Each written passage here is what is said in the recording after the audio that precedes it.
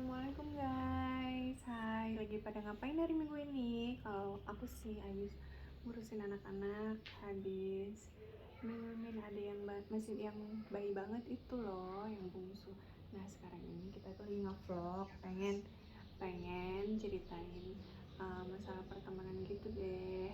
Nah, ini pengalaman pribadi, cuma bukan pengalaman aku, pengalamannya Big Boss. Sini ya, cerita dulu.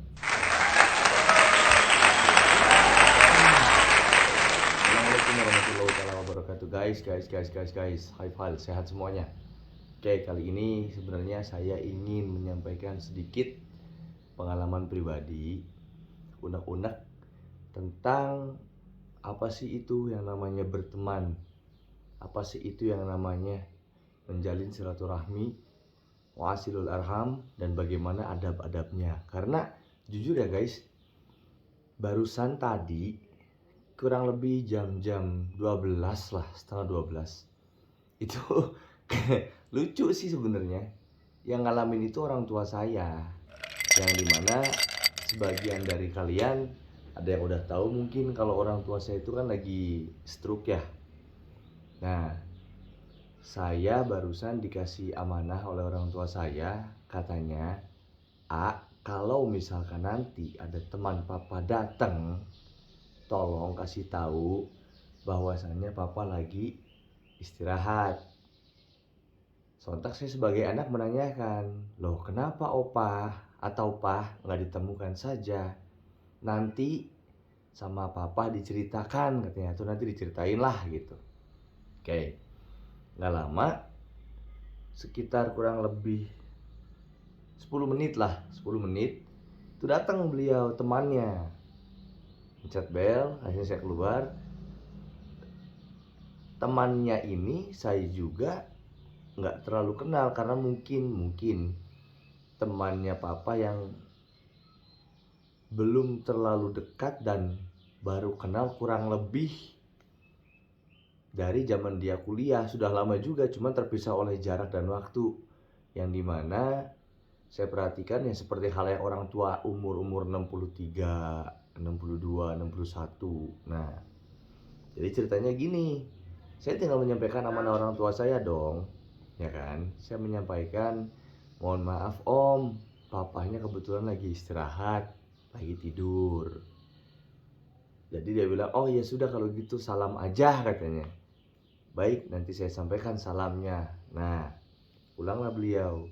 Kebetulan di rumah orang tua saya ini, saya ngevlog bersama istri saya ini di rumah orang tua saya. Kebetulan saya nanya, kepo atau ingin tahu, tapi sewajarnya ya. Sebenarnya ada apa pak atau mah? Jadi gini katanya, teman papa yang tadi itu mempunyai bad habit, kebiasaan yang buruk guys. Karena dia itu setiap sowan bertamu ke rumah, yang pertama orang tua saya bilang itu tidak kurang tidak lebih dari 5 jam untuk bertamu dan mengobrol, berbincang ria, yang dimana orang tua saya kan lagi stroke tuh, si papa udah jalan 5 tahun. Wajar nggak sih gitu kalau ngobrol terlalu lama di rumah sampai berjam-jam? Idealnya saja yang menurut saya ya guys, itu 3 jam kalau kita bertamu ke rumah kolega, teman, saudara, nggak lebih dari 5 jam. Atau ya 2-3 jam juga cukup lah. Pertama itu.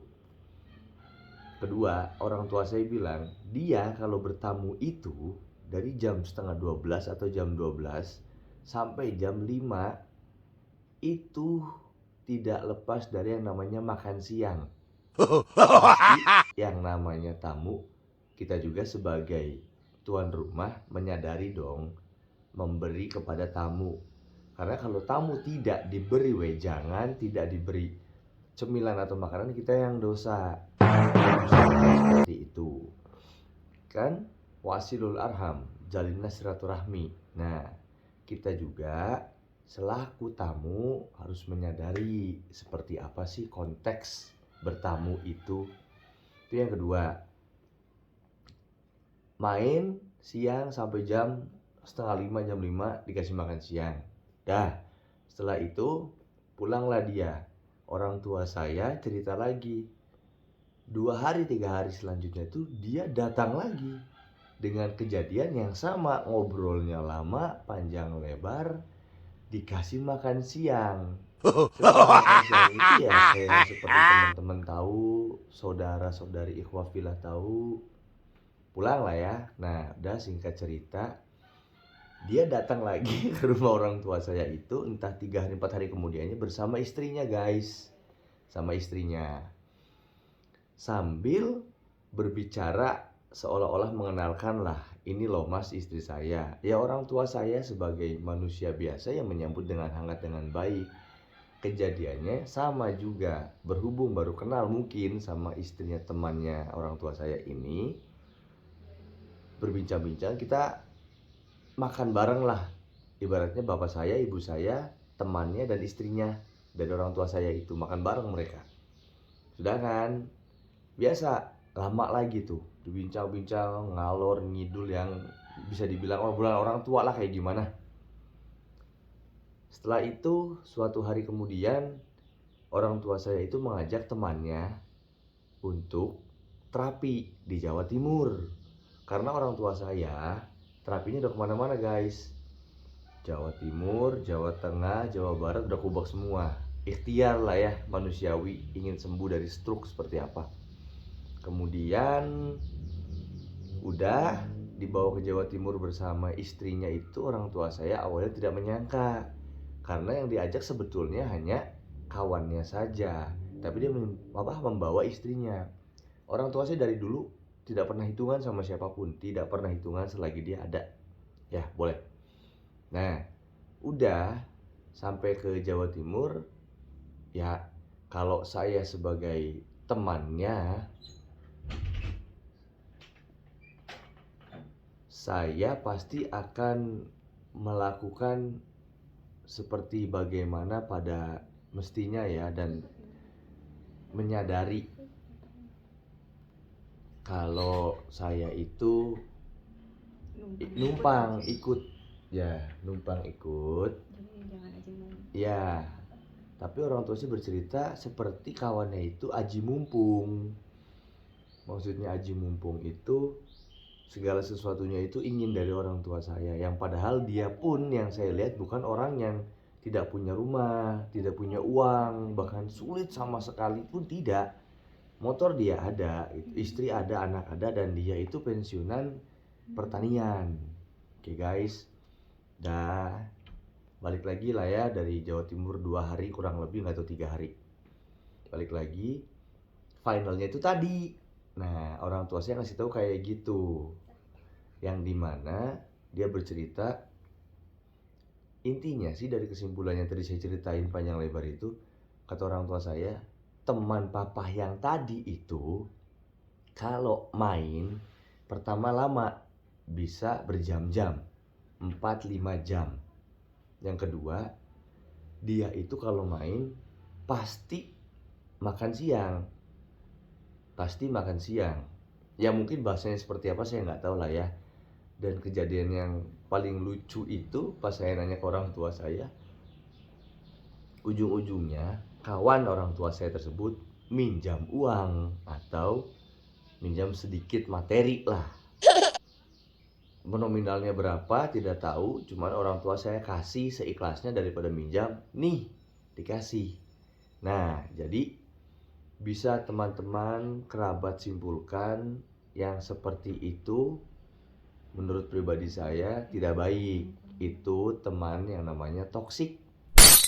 Jadi aji mumpung, bagaimana kita memanfaatkan teman kita yang mungkin lebih dari kita, melihat berpikir, oh dia banyak uang nih, oh dia serba berkecukupan nih, oh dia itu lebih ya penghasilannya dari kita. Padahal guys, kalau kalian tahu ya, kalau kalian tahu Kita semua ini hidup di level dunia yang sama, fana. Dan kita ini tidak jauh dari yang namanya ikhtiar, tawakal, usaha. Bukannya duit itu doa, usaha, ikhtiar, tawakal. Nah, buat saya yang namanya pertemanan itu simbiosis, mutualisme, saling membutuhkan. Karena saya berpikir, loh, teman toksik itu saya kira cuma ada di kalangan saya. Ternyata di umur orang tua saya yang 63 tahun pun ada gitu loh. Biarkan kebiasaan buruknya tercium oleh kerabatnya sendiri. Siapa? Orang tua saya itu. Jadi seakan-akan ingin terlihat, tolong dong kasihanin gue, tolong dong kasihan sama saya, aduh saya orang gak punya, saya paling terzolimi, aduh saya begini, saya begitu. Padahal kenyataannya gak kayak gitu. Itu lebih, Nabi Muhammad yang bersabda, lebih buruk amalan Islamnya jika manusia itu inkar munkar. Itu kan namanya inkar munkar. Orang yang gak punya di mata saya, maaf ya, orang yang miskin di mata saya itu mereka tuna wisma, yang gak punya rumah, tidurnya di pinggir jalan, di bawah selokan, di pinggir-pinggiran yang ada masjid musola. Itu orang miskin. Kalau dia pensiunan, bekerja, wira swasta, mempunyai penghasilan yang bisa dibilang cukup, tidak lebih ya, cukup, itu bisa dibilang orang tersebut kaya. Jadi jangan mau terlihat terhina, terzolimi jika kita sendiri tidak seperti itu. Itu yang kebanyakan saya temukan di saat ini. Wallah, saya bilang apa adanya. Karena memang kebanyakan dari kita itu merasa terzolimi, merasa kita itu, aduh ya Allah kok gini-gini amat. Padahal ya Allah ya Rahman ya Rahim, lu tuh bukan orang miskin gitu loh.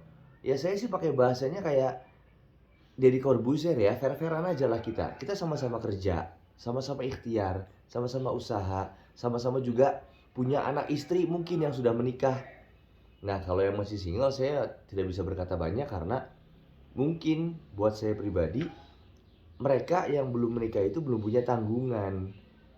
Ini kesimpulan dari sekian lama saya menjelaskan dalam penjelasan di vlog saya kali ini tentang bagaimana caranya kita berteman, mempunyai adab yang baik kepada kawan kita, kerabat kita, kolega kita yang tidak seharusnya kita perlakukan seperti kawannya orang tua saya tadi.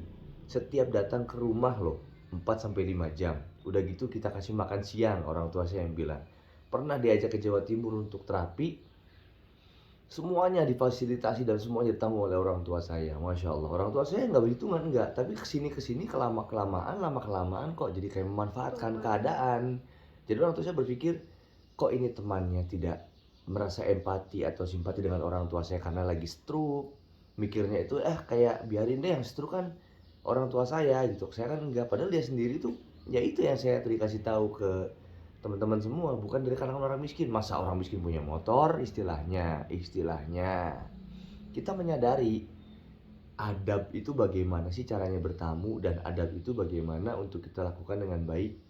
Baik berteman, makan, bertamu, sampai memperlakukan anak istri pun kita mempunyai adab guys.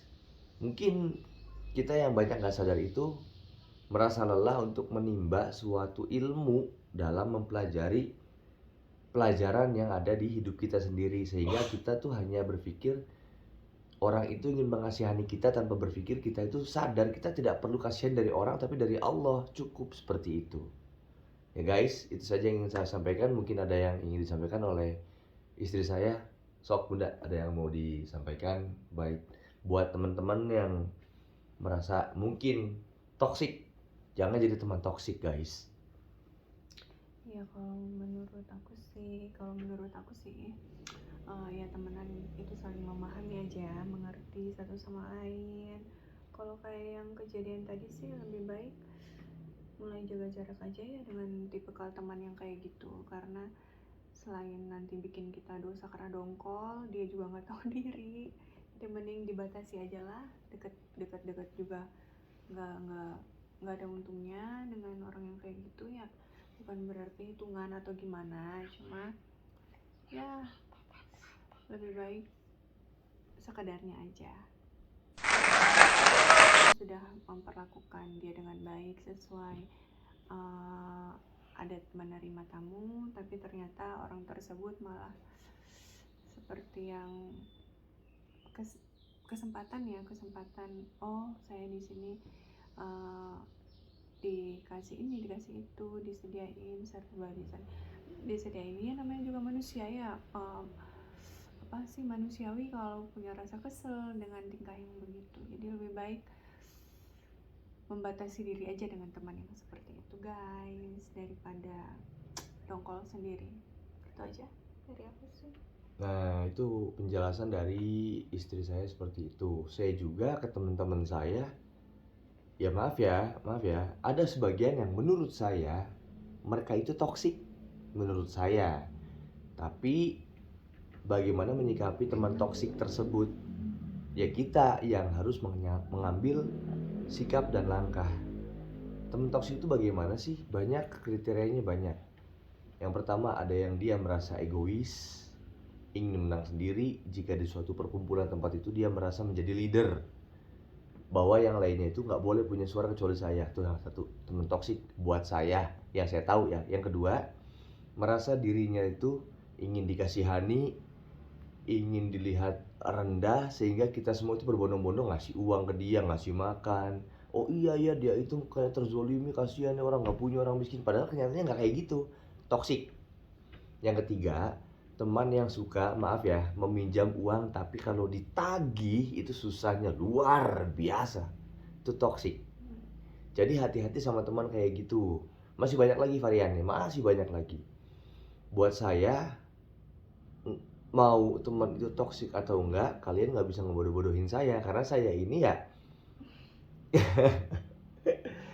sudah mengerti bagaimana sih menjalin sebuah ukhuwah Islamiyah, silaturahim dan adab-adabnya. Sangat mengerti. Jadi ya buat saya pribadi, simbiosis mutualisme aja. Yang ada feedbacknya lah buat kita. Kita juga nggak akan lupa kok sama feedback kalian. Itu aja mungkin dari saya ya. Ya Bunda, ada lagi mau disampaikan nggak? Enggak, udah itu aja. Itu aja. Hati-hati aja dalam pertemanan. Ya, itu cerita sebagian sedikit dari orang tua saya yang intinya bisa kalian pelajari seperti apa. Ya guys, itu aja dari saya. Assalamualaikum warahmatullahi wabarakatuh.